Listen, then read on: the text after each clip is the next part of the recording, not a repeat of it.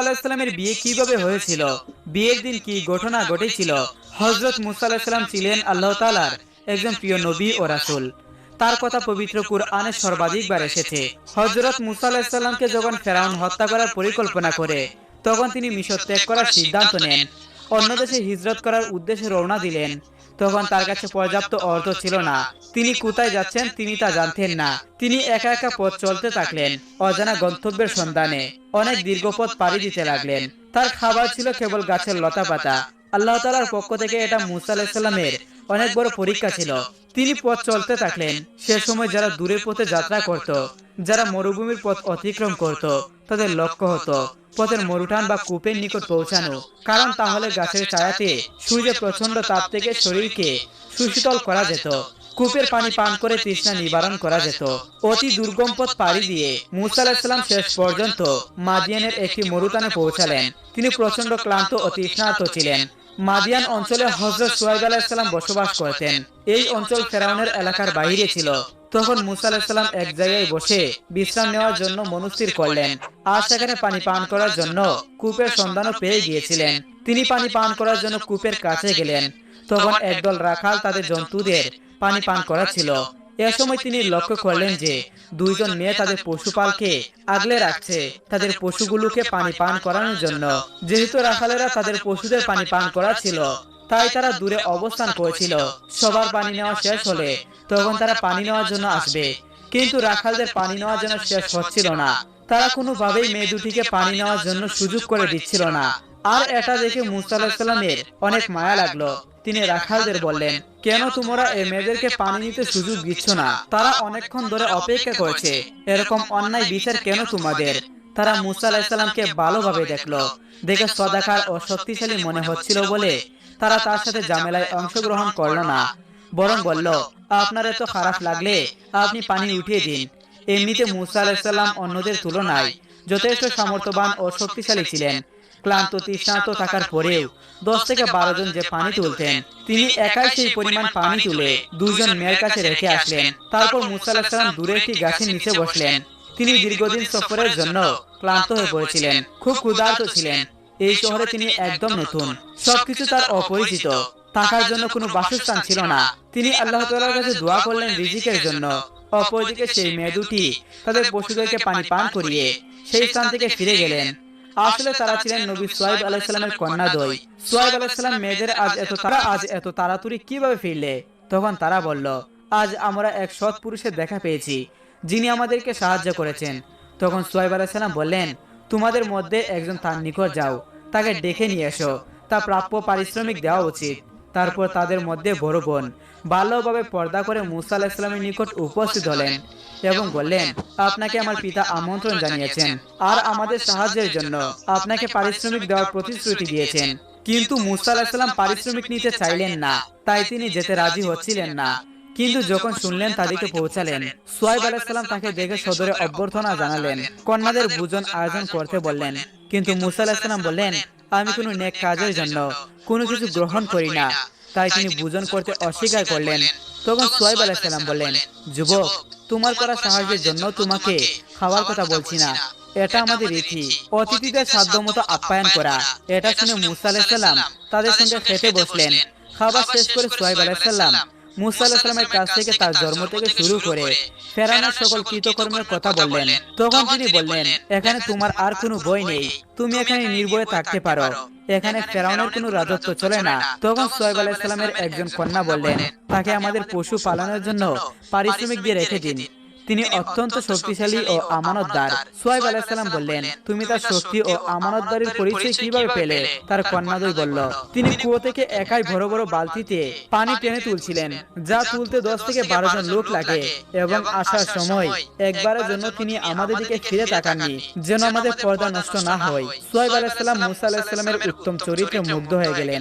অতঃপর তার কাছে তার একটি কন্যার বিবাহের জন্য প্রস্তাব রাখেন আর বললেন, তুমি মহারানা হিসেবে 8 বছর আমার বাড়িতে পশু পালন করবে। মুসা আলাইহিস সালাম এই প্রস্তাবে রাজি হয়ে গেলেন।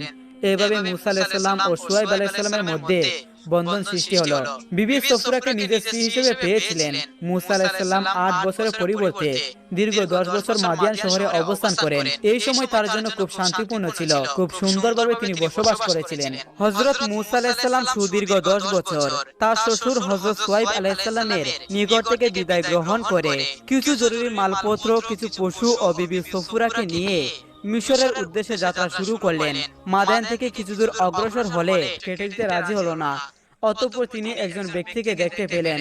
সেই ব্যক্তি মূসা আলাইহিস সালামকে দেখে বললেন, আপনাকে দেখে এত চিন্তিত মনে হচ্ছে কেন?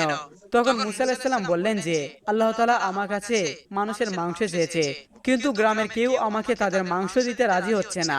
কথাটা শোনার পর সেই ব্যক্তিটি ছুরি নিয়ে তার শরীরের অঙ্গ থেকে মাংস কেটে সেই প্লেটে ভরে দিলেন। তারপর হযরত মূসা আলাইহিস সালাম কুহেতু পাহাড়ে গিয়ে আল্লাহ রাব্বুল আলামিনকে সেই মাংস দিলেন। তখন আল্লাহ তাআলা বললেন, হে মূসা, গ্রামে যাওয়ার কি দরকার ছিল?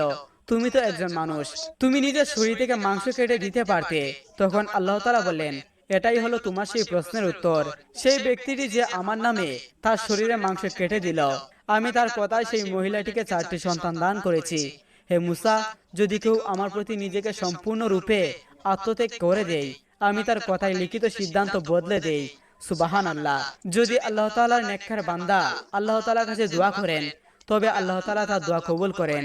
সেই দোয়া দ্বারা আল্লাহ তাআলা মানুষের ভাগ্যে যা লেখা আছে সেটা বদলে দেয়, যা এই ঘটনার মাধ্যমে বর্ণনা করা হয়েছে। একবার লোকমান হাকিম তার পুত্রকে কিছু নসিহত করছিলেন। তিনি তার পুত্রকে বলছিলেন, সবসময় ধৈর্য ধারণ করবে। ছোট বিপদ হোক কিংবা বড় বিপদ, সকল অবস্থাতে ধৈর্য ধারণ করতে হবে এবং মনে রাখতে হবে, আমাদের উপর যতই বিপদ আসুক না কেন, সেগুলো আল্লাহর পক্ষ থেকে আমাদের জন্য নিয়ামত। তখন তার পুত্র উত্তর দেয়, বাবা, আপনি কি বলছেন? এইসব বিপদ কি আমাদের জন্য নিয়ামত হতে পারে? আমি আপনার মতো এত বুজুর্গ নই, এত ধৈর্যশালীও নই, সুতরাং এগুলো আমাকে নসিহত করে কোনো লাভ নাই। কিন্তু লোকমান হাকিম তার ছেলেকে বারবার বোঝাতে লাগলেন, বিপদ হলো মুমিনদের জন্য নিয়ামত। কিন্তু তার পুত্র কিছুতেই বুঝতে চায় না। কোনো একদিন তার পুত্র ও লোকমান হাকিম একটা শহরের উদ্দেশ্যে রওনা দিল। তারা দুজনে দুটি ঘোড়া নিল এবং সাথে করে বেশ পরিমাণে খাবার ও পানি নিয়ে শহরের উদ্দেশ্যে রওনা হলো। তারা যখন সফরের উদ্দেশ্যে রওনা হলো, সেই সময়টা ছিল গ্রীষ্মকাল এবং তারা যখন জঙ্গলের মধ্য দিয়ে ঘোড়ায় চলে যাচ্ছিল, তখন তাদের ঘোড়াগুলো অতিরিক্ত রোদের কারণে ক্লান্ত হয়ে পড়েছিল। তারা যেন আর চলতে পারছিল না। এরপর লোকমান হাকিমের ছেলে বলল, তাহলে বাবা, ঘোড়াগুলো যেহেতু আর চলতে পারছে না, চলো আমরা হেঁটে হেঁটে সামনের দিকে এগিয়ে যাই। এরপর তারা দুইজনে ঘোড়া থেকে নেমে গেল এবং সামনের দিকে এগিয়ে যেতে লাগলো। ইতিমধ্যে তাদের খাবার ও পানীয় শেষ হয়ে গিয়েছিল। লোকমান হাকিমের ছেলে সামনে হাঁটছিল এবং তার পিতা পিছনে হাঁটছিল। হাঁটতে হাঁটতে হঠাৎ করে লোকমান হাকিমের ছেলের পায়ের মধ্যে একটি পশুর হাত ঢুকে গেল, যার ফলে লোকমান হাকিমের ছেলের পা রক্তাক্ত হয়ে গেল এবং সে রক্তাক্ত অবস্থায় অজ্ঞান হয়ে গেল। লোকমান হাকিম যখন সামনে গেল, তখন দেখলো তার ছেলে অজ্ঞান হয়ে পড়ে আছে এবং তার ছেলের পা থেকে রক্ত বের হচ্ছে এবং ছেলের পায়ে কাঁটা ঢুকেছে। তখন তিনি সেই কাঁটা তুললেন এবং রক্ত থেকে কাঁদতে লাগলেন। সন্তানের এমন করুণ অবস্থা পৃথিবীর সকল পিতামাতার জন্য হৃদয় বিতারক। লোকমান হাকিম তার ছেলের মাথাটা তার উরুতে রাখলেন এবং কান্না করে যাচ্ছিলেন। তার চোখের পানি তার ছেলের মুখে পড়ছিল।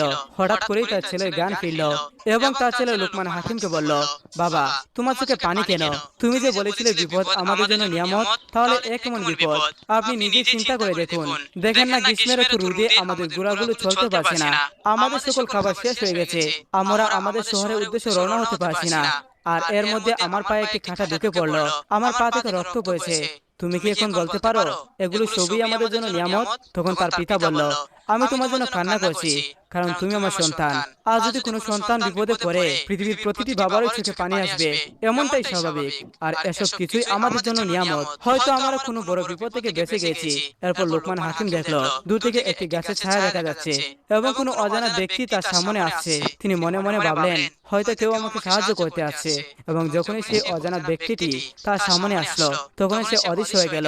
এরপর হঠাৎ করে গায়েব থেকে আওয়াজ আসছিল, তোমাদের কি হয়েছে? তোমরা কি নিয়ে কথা বলছো? তোমার পুত্র তোমাকে কি বলছে? তখন লোকমান হাকিম বলতে লাগলো, আমি আপনাকে কেন দেখতে পাচ্ছি না, কিন্তু আমি আপনার কথা ঠিকই শুনতে পাচ্ছি। তখন ওই অদৃশ্য ব্যক্তি বলতে লাগলো, আমি হলাম ফেরেশতা, আমাকে শুধুমাত্রই আল্লাহর প্রিয় বান্দা ও নবী রাসূলগণরাই দেখতে পারেন। আমার কথা মনোযোগ দিয়ে শুনো। আসলে আজ আপনারা অনেক বিপদ থেকে বেঁচে গেলেন। আপনারা যে শহরের উদ্দেশ্যে রওনা হচ্ছিলেন, মহান আল্লাহ তাআলা আমাকে হুকুম দিয়েছেন আমি যেন সেই শহরটি উল্টে দেই। সেই শহরে মানুষ খারাপ কাজ করেছিল, তাই তাদের উপর আল্লাহর গজব এসেছে। আপনারা যদি সেই শহরে যেতেন, তাহলে আজকে হয়তো আপনাদের মৃত্যু হতো। এরপর গায়েব থেকে কেউ একজন লোকমান হাকিমের ছেলের হাত স্পর্শ করলো, যার ফলে তার কাঁটা উধাও হয়ে গেল এবং তার সন্তানের পা ভালো হয়ে গেল আর তাদের গোড়াগুলো সুস্থ হয়ে গেল। তাদের যে খাবার ও পানি শেষ হয়ে গিয়েছিল সেগুলো হঠাৎ করে পরিপূর্ণ হয়ে গেল। লোকমান হাকিম আল্লাহর শুকরিয়া আদায় করলেন এবং তার সন্তান মিলে পুনরায় বাড়িতে চলে গেল। লোকমান হাকিমের ছেলে বাড়িতে এসে নিজের ভুল বুঝতে পারল। এমন ঘটনার পর তার ঈমান আরো মজবুত হয়ে গেল। সে আল্লাহর উপর পরিপূর্ণ ঈমান আনলো এবং বুঝতে পারল যে আল্লাহ তাআলা ছোট ছোট বিপদ দিয়ে কিভাবে মানুষের বড় বিপদ থেকে রক্ষা করে।